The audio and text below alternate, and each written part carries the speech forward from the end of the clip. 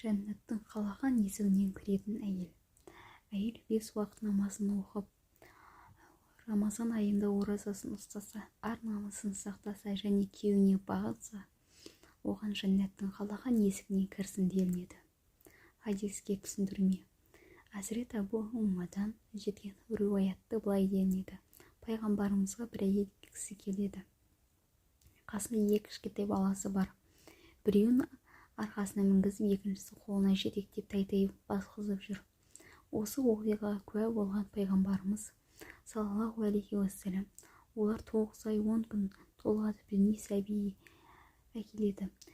Жүрегіндегі сәбиіне ақ сүт беріп, өмірде жан баласы көрсетпеген мейірім танытады. Егер күйеуіне бойсынып намазын оқыса, жәннатқа кірер еді деген. Пайғамбарымыз саллаллаху алейхи уассалам бала күтімі мен үй шаруасын әйел кісіге тигізер ауыртпалығын айта келіп, әйел кісі егер өзіне жүктелген Алла алдындағы міндетіне де ықтияттылық танытқан жағдайда жәннатқа кіретінін айтып сүйіншілейді. Жоғарыда айтылған хадисте әйел кісі мына 4 амалды орындаған болса, Алла қаласа жәннатқа кіретіндігін айтылады. Бірінші 5 уақыт намаз оқу. Намаз ақыл есі дұрыс, балиғат жасына жеткен әрбір мұсылманның орындауы міндет болған құлшылық. Ислам ғұламалары намаз бен иманды негізгі ұғым ретінде қарастырады. Ақыретте құлдың ең алғаш сұралатыны да намаз. Намаз діннің тірегі. Адамның жаратушысы Раббысы мен байланысқа түсуіне себепші болатын ғибадат түрі. Адамның Раббысына ең жақын болатын кезекте намаздағы сәждесі. Күніне 5 мәрте Алланың құзырына намаз оқитын адамның бойында намаздан тыс уақытта да Алла мені көріп тұр ғой деген Раббысынан ұялу сезімі қалыптасады. Ал жүрегінде Алладан ұялу сезімі оянған жан рухани кемелдене түседі. Әр ісіне басқаға үлгі болатын жүзінен нұр тамған жақсы адамға айналады. Олай болса 5 уақыт намаз оқу арқылы отбасы шаңырағын нұрға бөлей білген әйел кісінің Алла нәсіп етсе қабірі мен ақыреттік өмірде нұрға бөленбек. Алла қаласа көз көріп, құлақ естімеген шексіз бақметтерге толы жәннатқа кіруге бақытқа ие болады. Екінші, ораза ұстау. Ораза Алланың құлдарына парыз еткен ерекше ғибадат түрі. Ораза ұстау арқылы адамның денсаулығы жақсарып, рухани болмысы тазара түседі. Оразада намаз секілді 5 парыздың бірі. Оразаның бір ерекшелігі оның сыйын тек қана Алла береді. Оразасында ерекше құлшылық түрін шамасы келгенше орындауға тырысқан әйел кісінің өзінің нәзік табиғатын одан сайын нәзіктендіріп, рухани тазару арқылы айналасына шуақ шашады. Оразаға аса көңіл бөлетін әйел кісі түрлі жаманшылықтан бойын аулақ ұстау арқылы салиқалы ұрпақ тәрбиелеп, күйеуінің де көзайымына айналады. Үшінші, ар-намысын қорғау. Ар-ұятын қорғау әйел кісінің ең маңызды вазифасының бірі.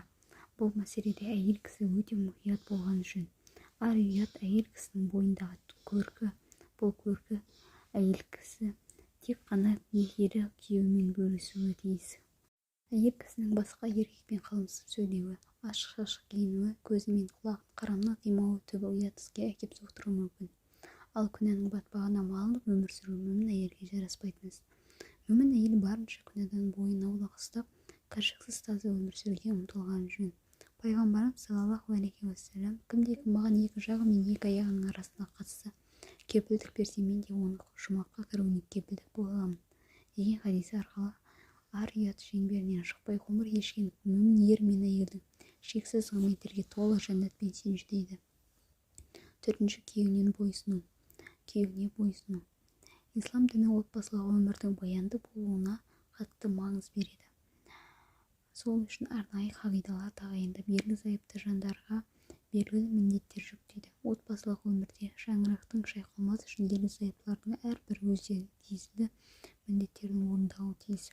Ер адамның міндеті отбасын асырау болса, әйелдің міндеті күйеуіне бойсыну. Осы нәрсе, яғни күйеуіне бойсыну, әйел кісінің дүниеде де ақыретте де бақытты ететін фактордың бірі.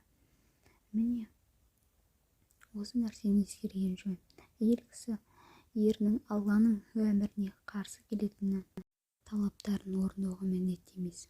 Ері әйеліне дінде тыйым салынған амалды арақ ішкізу, ұрлық жасау, адамды өлтіру тағы басқа зорлық жасата алмайды. Мәжбүрлеген жағдайда әйел қарсылық білдіре алады. Ал шариғат тыйым салмаған істерде күйеуіне бойұсыну әйел кісінің міндеті әрі өз орнымен орындалған жағдайда әйелдің екі дүниелік бақытына себеп. Бойынан жоғарыдағы сипаттар көрініс тапқан әйел кісі Алла нәсіп етсе, пайғамбарым сүйіншілегендей жәннаттың қалаған есігіне кіру бақытына ие болады. Алла тағала сізді сондай бақытты жандардан етсін.